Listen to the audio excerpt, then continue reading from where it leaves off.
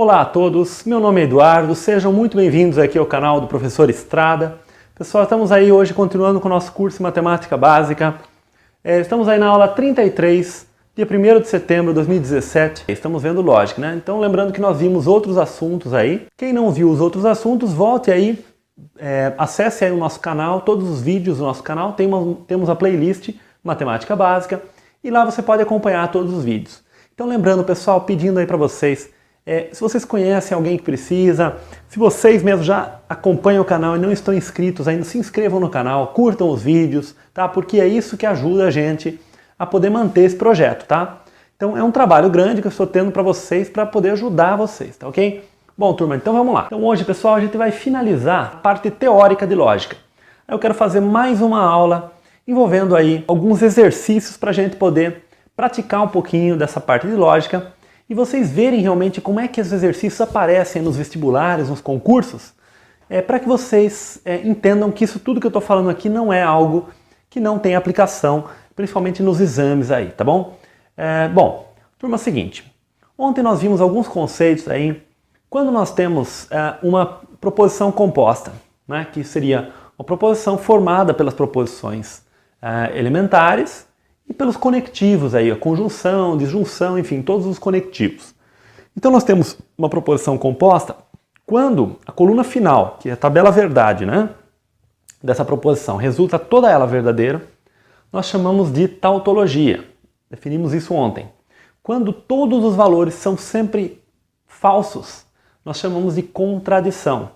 E quando nós temos uma proposição que ora é falso e ora é verdadeiro, dependendo dos valores aí das proposições básicas que as formam, né? Ela não é nem uma tautologia, nem uma contradição. Então nós chamamos de uma contingência, tá? Então isso eu acabei não falando para vocês ontem. Então contingência é uma proposição que pode tanto ser verdadeira quanto falsa, dependendo aí dos valores das proposições que as compõem, tá bom? Pessoal, esclarecido então esse conceito, hoje nós vamos estudar como é que se negam as proposições básicas, tá? Quais são as proposições básicas que nós vimos? Bom, primeiro, temos uma proposição, P, por exemplo, então temos a negação dela. Bom, muito simples, né? P, então temos a negação, é não P. Né? Por exemplo, João é médico. Negar isso significa João não é médico. Muito simples, tá? Então, a negação de P é não P, né? A gente usa aquele não com o til, né? Aquele símbolo lá que nós estudamos aí. Agora, negar uma proposição simples, tudo bem. Agora, como é que nós negamos, por exemplo, a conjunção? Antes da gente falar na ideia de negar uma proposição, nós temos que falar no conceito de equivalência lógica. Duas proposições serem equivalentes. Bom, nós definimos da seguinte forma. Duas proposições são equivalentes quando a tabela verdade delas ela é exatamente igual. Tá? Então nós olhamos ali para a última coluna da tabela verdade, se elas forem iguais, então as proposições são ditas equivalentes. Vou dar um exemplo bem interessante para vocês que vai ser útil, inclusive. Bom, pessoal, a equivalência lógica, o símbolo que nós utilizamos para equivalência, que nós vamos utilizar aqui, alguns materiais usam outro símbolo, mas nós vamos utilizar esse símbolo que é com 3 riscos, né? Então esse é o símbolo de equivalência, tá? Então eu vou dizer que essas duas proposições aqui são equivalentes, ou seja, o bicondicional é equivalente à conjunção aí dos dois condicionais. E eu, de fato, eu acabei comentando isso com vocês, né? P, C e somente CQ é equivalente a P implica Q e Q implica P. Né? Quando nós temos a seta nos dois sentidos, é como se nós víssemos isso aqui como a implicação no sentido da esquerda para a direita, junto com a implicação da direita para a esquerda, tá? Então isto aqui é relativamente intuitivo aí, digamos, pela maneira como eu expliquei para vocês aí o bicondicional. Mas vamos ver se isso de fato é uma equivalência, né? Então como é que a gente vai ver que isso é uma equivalência? Vejam só, vamos construir a tabela verdade deste lado esquerdo e deste lado direito. E vamos comparar se são iguais os valores aí. Aqui é o conectivo bicondicional que nós já vimos aí, que ele é verdadeiro sempre que os valores lógicos são iguais e é falso quando os valores lógicos são diferentes, tá? Então nesses dois casos aqui, o bicondicional resulta falso e neste caso resulta verdadeiro, e assim como neste. Então, quando os dois são verdadeiros ou quando os dois são falsos, o resultado aqui é verdadeiro, tá? Bom, já construímos esse pedaço. Agora temos que construir o restante. Vamos agora, P implica Q, nós também já vimos, né? Que quando nós temos um antecedente verdadeiro e um consequente falso. Então este é o único caso em que o condicional aí resulta falso, né? Todos os demais ele resulta verdadeiro. Quando nós analisamos Q implica P, o nosso antecedente agora é o Q e o consequente é o P. Então nós olhamos daqui para cá, deste Q para o P, de Q para P. Então antecedente verdadeiro, consequente falso. V implicando falso. Então esta linha aqui é falsa. Então o falso vai aparecer aqui. Falso e o restante vai ser o quê? Verdadeiro. Agora, nós temos P implica Q, conjunção com Q implica P. A gente pode esquecer do resto. Esquecemos do resto da tabela e concentramos somente nesta coluna e nessa coluna. Quando que a conjunção é verdadeira? Somente quando os dois são verdadeiros. Então, neste caso é verdadeiro. Falso com verdadeiro, verdadeiro com falso dá falso. E verdadeiro com verdadeiro, verdadeiro. Agora, pessoal, o que nós fazemos? Qual era a nossa proposição do lado esquerdo aqui? Bicondicional. Então eu vou fazer o seguinte, eu vou fazer um retângulo sobre esta parte aqui da nossa tabela. E a nossa proposição do lado direito é essa conjunção dos dois condicionais aqui, que está aqui. Eu vou fazer um retângulo nisso aqui, tá? E vou comparar. O que apareceu aqui? VFFV. O que apareceu lá? VFFV. É igual, não é? Pois bem, essas duas colunas são exatamente iguais. Isso partindo desta mesma ordem aqui de P e Q. Né? Não adianta ser iguais partindo de ordens diferentes aqui. Não, tem que ser da mesma ordem de P e Q. Ou seja, tem que usar numa mesma tabela. Tá? Ou então, se for fazer em tabela diferente, usar a mesma junção aqui, que seria VV, VF, FV e FF. Não adianta você fazer uma outra, né? Senão você pode tirar conclusões erradas. O ideal é você fazer sempre na mesma tabela, mesmo que fique grande o exercício. Então, quando a gente compara e dá igual, então nós podemos dizer que isto aqui é o quê? É uma verdade. Então é verdade que essas duas proposições são equivalentes, porque elas têm a mesma tabela verdade. Elas têm os mesmos valores lógicos, dependendo aí de P e Q. Isso que significa duas proposições lógicas serem equivalentes. Tá claro? Então é exatamente isso.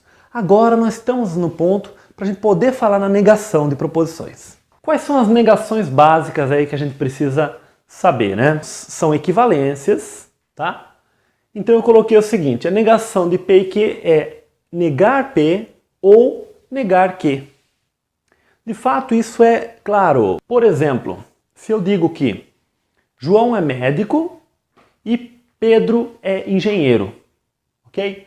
João é médico e Pedro é engenheiro.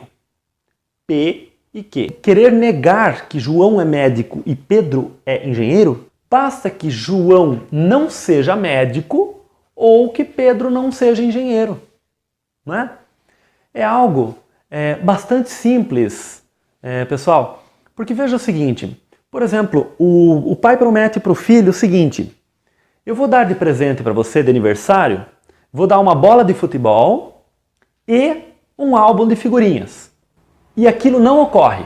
Basta que o pai não tenha dado a bola de futebol ou não tenha dado o álbum de figurinhas.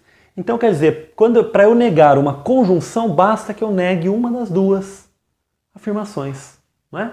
Então entra o ou aqui, a disjunção. Disjunção inclusiva, tá? O ou normal. Para eu negar aí a disjunção, agora vamos dizer o seguinte, o pai diz pro filho ali, olha, eu vou dar uma bola de futebol ou um álbum de figurinhas.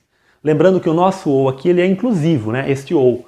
Portanto, poderia ser também que o pai desse ali a bola de futebol e o álbum de figurinhas também, neste ou aqui.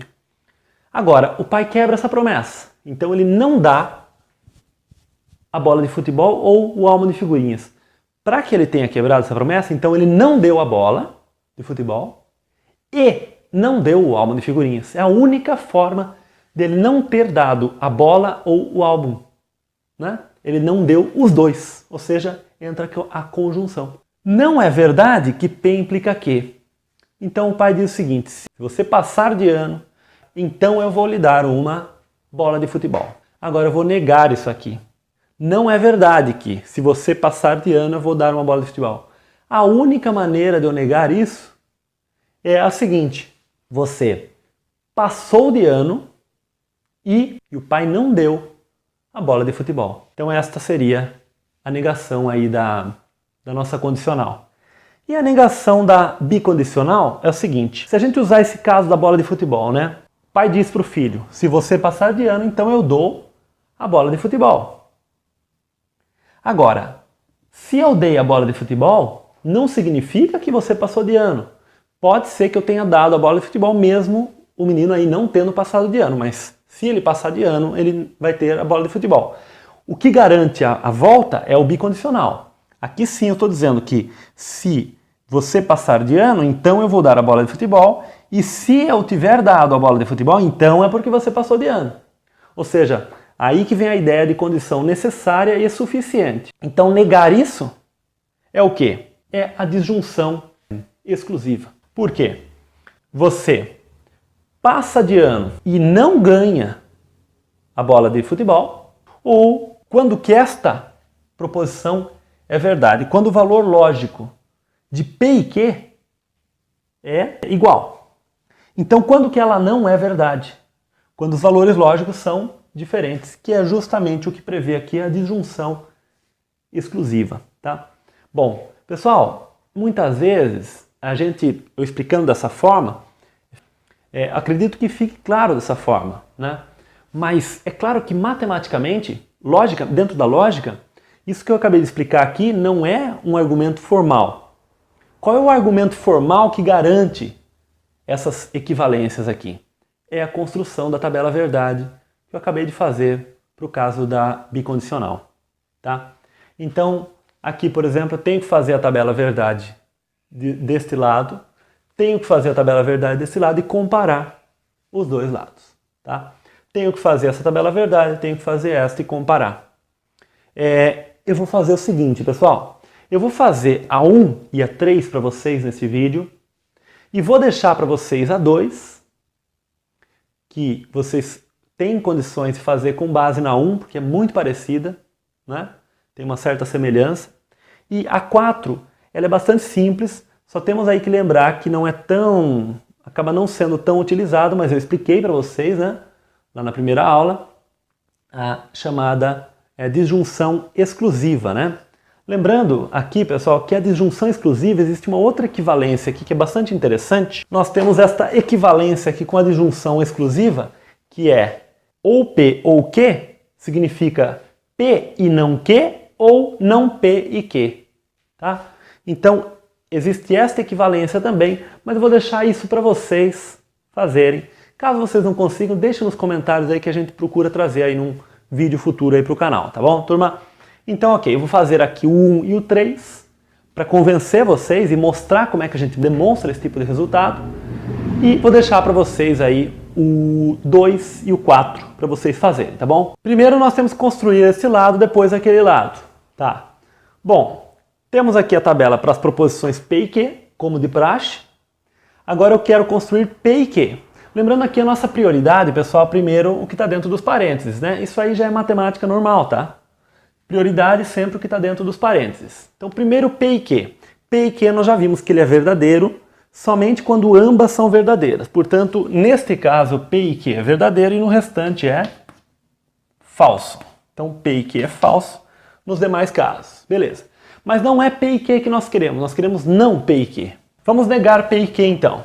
Negar P e Q basta nós olharmos para esta coluna e negarmos, né? Essa coluna, a negação dela, no que for verdadeiro vai virar falso, e o que for falso vai virar o quê? Verdadeiro. Ok, já temos esse lado. Agora nós temos que construir esse lado e ver que é igual a isso aqui. Não P.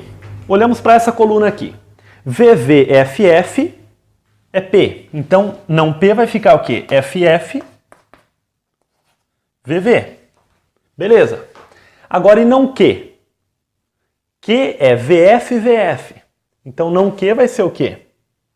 F, V, F, V. Basta inverter esse valor aqui. Agora eu tenho aqui não P ou não Q. Olho só para essas duas colunas, esqueço do resto. Então, não P ou não Q. Quando que a disjunção é verdadeira? Quando pelo menos uma das duas aí é verdadeira. Então, nesse caso é falsa, verdadeiro, verdadeiro, verdadeiro. Falsa e verdadeiro nos demais.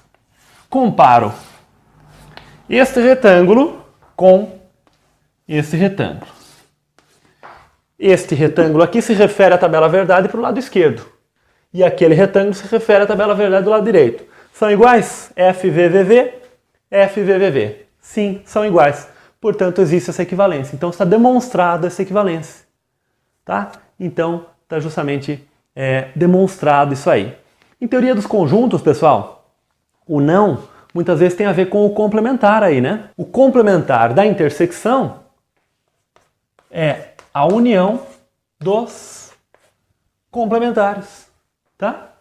Nós acabamos de ver, e na aula de ontem nós vimos a relação entre a conjunção e a intersecção, e disjunção e união, né? Então, quer dizer, o complementar da intersecção é a união dos complementares.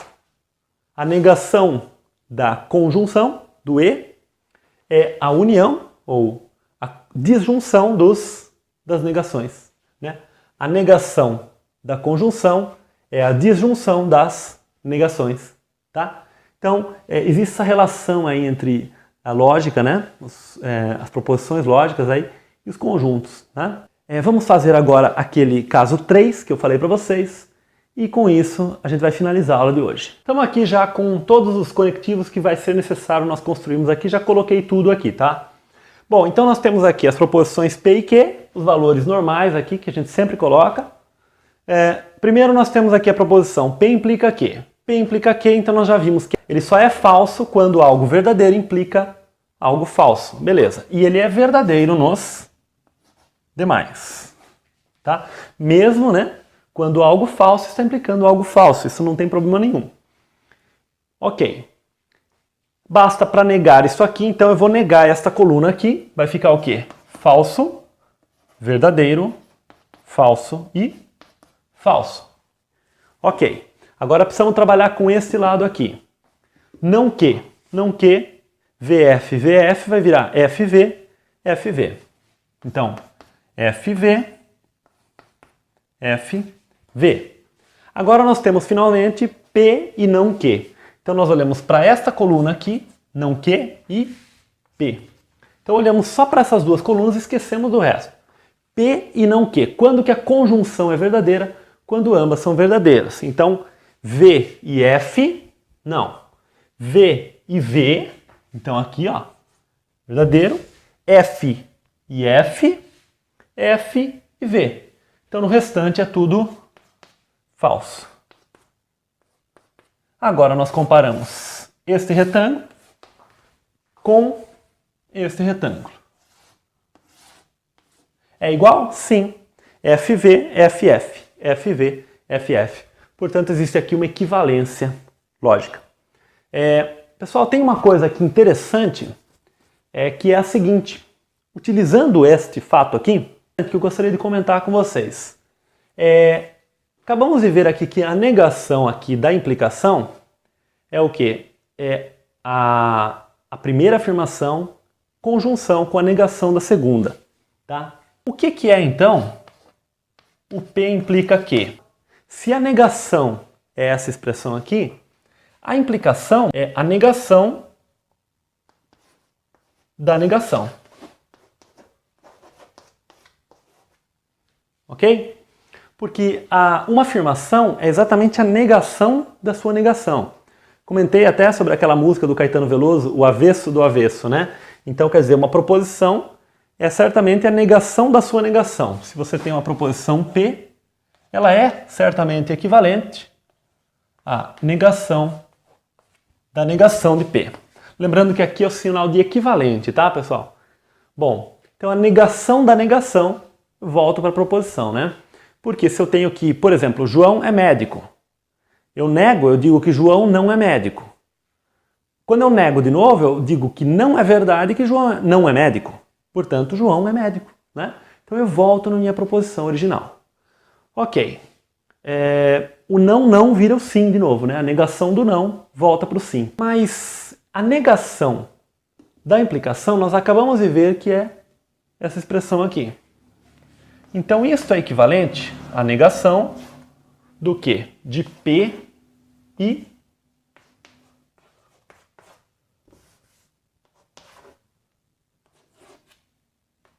não que, tá?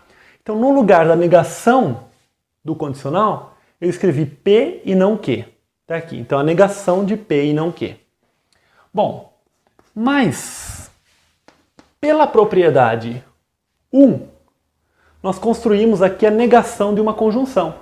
A negação da conjunção, o que que é? É a negação da primeira proposição, disjunção, o E vira OU, tá? Vou escrever esses parênteses aqui, com a negação da segunda. Negação da negação. Mas a negação da negação de que é que, tá? Então, nós temos aqui, pessoal, um fato bastante interessante, né? Que a implicação é, na verdade, a negação da primeira ou a segunda, né? Então, quando eu tenho que P implica que, isso é o mesmo que dizer que não P ou que. Isso é relativamente intuitivo, pessoal.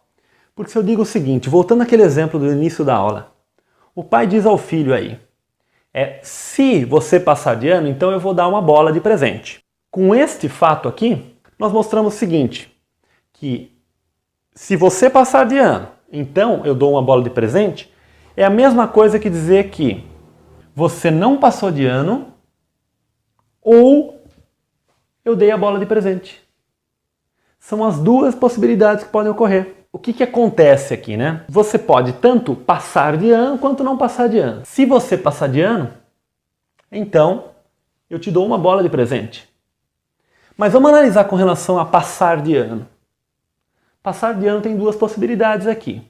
Ou ele vai passar de ano, ou ele não vai passar de ano. Então eu tenho P ou não P. Mas se eu tiver P, eu vou ter que. Ou então eu tenho não P. Então eu tenho não P ou P. Mas o P implica que. Portanto, eu não tenho não P ou que. Tá? Então, uma forma bastante interessante aí de a gente entender o condicional. Então, P implica que é equivalente a não P ou que. Ok? Bom, essa é uma propriedade bastante interessante aí. Turma, na próxima aula nós vamos fazer alguns exercícios sobre lógica, uns exercícios um pouco mais aplicados, tá? Para vocês entenderem como é que esses assuntos aparecem nos concursos e nos exames aí, né? E espero que isso ajude vocês, tá bom? Afinal de contas, algumas pessoas até tinham perguntado em alguns comentários de vídeos anteriores para que eu fizesse algumas coisas relacionadas a concursos também. E isso aqui realmente é uma matéria muito presente aí nos concursos, nos exames, nos vestibulares, né? Bom, pessoal, espero que tenham gostado do vídeo. Se gostaram, já deixa aquele joinha, compartilhe o vídeo, se inscreva no canal e, pessoal, então até a próxima aula, tá bom? Tchau!